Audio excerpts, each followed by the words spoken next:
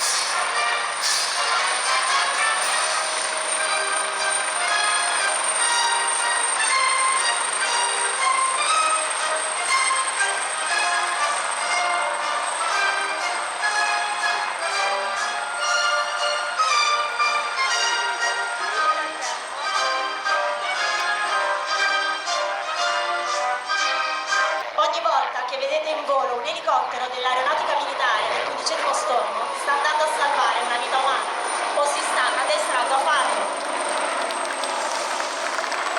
Andiamo a conoscere i protagonisti della dimostrazione di oggi. A bordo della Lord 01 abbiamo il capo equipaggio, il maggiore Luca Costantino, accanto a lui il secondo pilota, il capitano Damiano Maschietti, l'operatore di bordo, il maresciallo di prima classe Francesco Simone, i nostri aerosoccorritori, i nostri jolly, il primo luogotenente Stefano Barbieri e il maresciallo di prima classe Armando Izzo.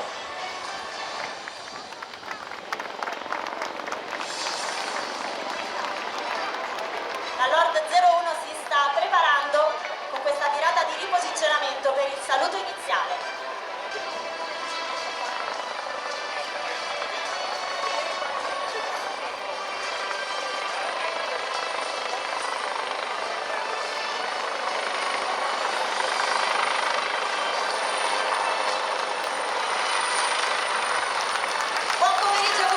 A lei, a tutto l'equipaggio della Lord 01.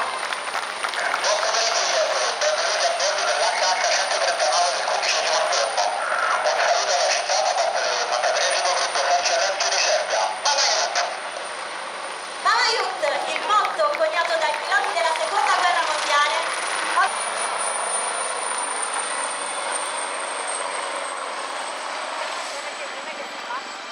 Virata di riposizionamento a destra.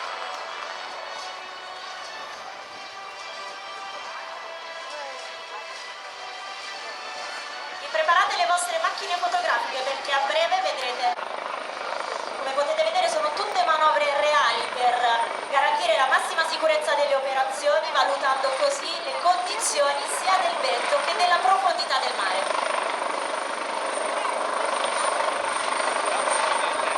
Avvicinamento controllato alla superficie.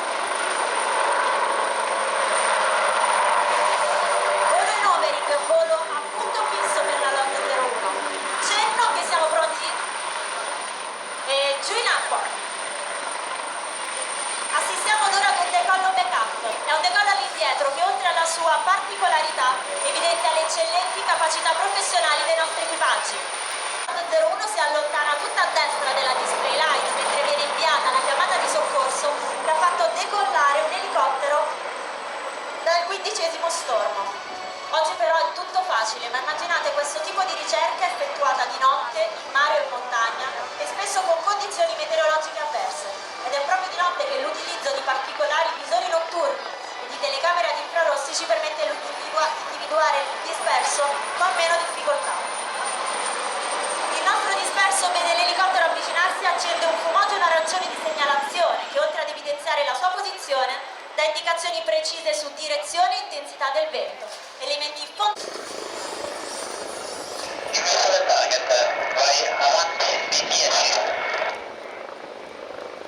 avanti di 9, 8, 7, avanti di 6,